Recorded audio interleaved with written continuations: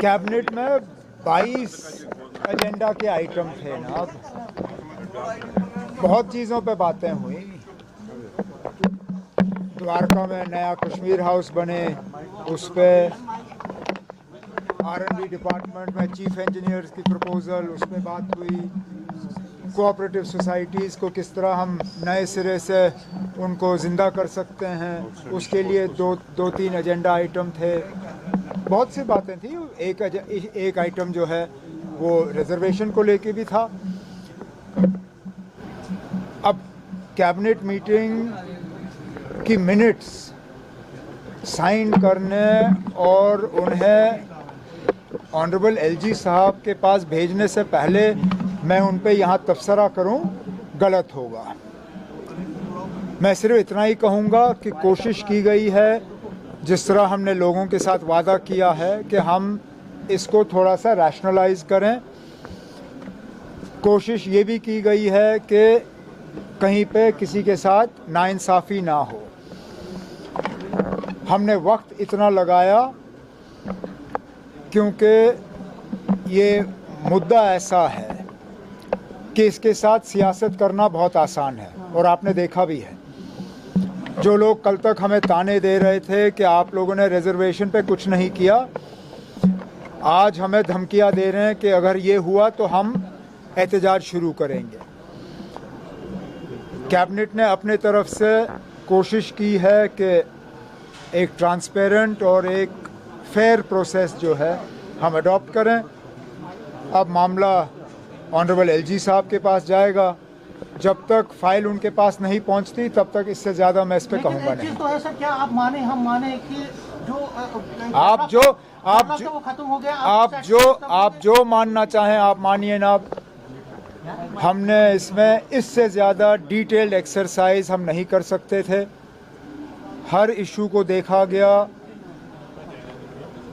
एक बार से ज़्यादा इस पे बहस हुई।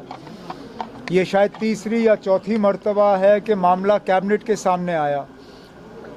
6 महीने कैबिनेट की सब कमेटी, हमारे सीनियर कुलीग सकीना यत्तू साहिबा ने उसकी अध्यक्षता की। हमने अपने तरफ से जितना हम कर सकते थे इस मामले को सुलझाने के लिए हमने किया। बाकी आगे देखी जाएगी। मेरे दोस्त जो हैं, जिन दोस्तों का आप जिक्र कर रहे हो, वो शायद ही किसी चीज़ से सेटिस्फाई हो सकते हैं। ये उनके सेटिस्फैक्शन के लिए हमने नहीं किया। किसी एक आदमी को लगे कि ये उसके लिए है या उसको खुश करने के लिए है, ये उसकी गलतफहमी है। ये किसी एक फ़र्द के बारे में नहीं है, ये जम्मू कश्मीर के आवाम के बारे में है। और हमारे तरफ से एक कोशिश कि जो हमने अपने मंशूर में एक और वादा किया था, कम से कम उसको हम मुकम्मल करें। SIR को लेके अपोजिशन का प्रोटेस्ट चल रहा है, क्या कहेंगे? SIR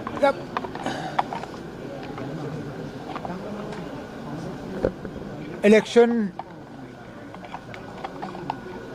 साफ सुथरे हों, ट्रांसपेरेंट हों और किसी को शिकायत की गुंजाइश ना हो, ये इलेक्शन कमीशन की जिम्मेदारी है।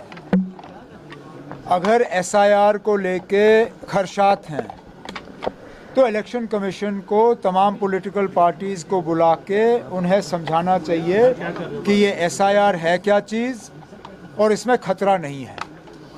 क्योंकि मैं उन लोगों में से हूँ, मैंने कभी मशीन के चोरी की बात नहीं की है। मैं आज भी नहीं मानता हूँ कि मशीन के ज़रिए इलेक्शन में चोरी की जा सकती है, लेकिन ज़रूर कहीं ना कहीं इलेक्शन को मैनिपुलेट किया जा सकता है। अगर आप देखें तो एक हद तक जो यहाँ पे डिलिमिटेशन की गई वो भी इलेक्शन मैनिपुलेशन था।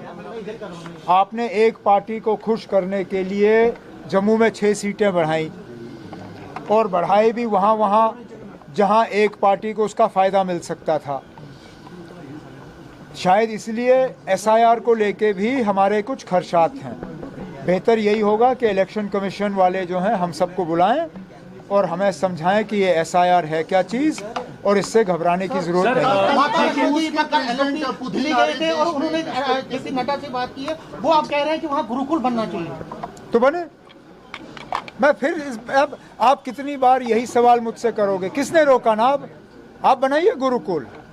आपने अगर मजहब के बुनियाद पे सीटों का बंटवारा करना है तो उस जगह को रखिए माइनॉरिटीज़ के लिए। जो ग्रांट इन एड गवर्नमेंट की तरफ से मिलता है वो पैसा हम कहीं और लगा देंगे, हमें कोई एतराज़ नहीं है।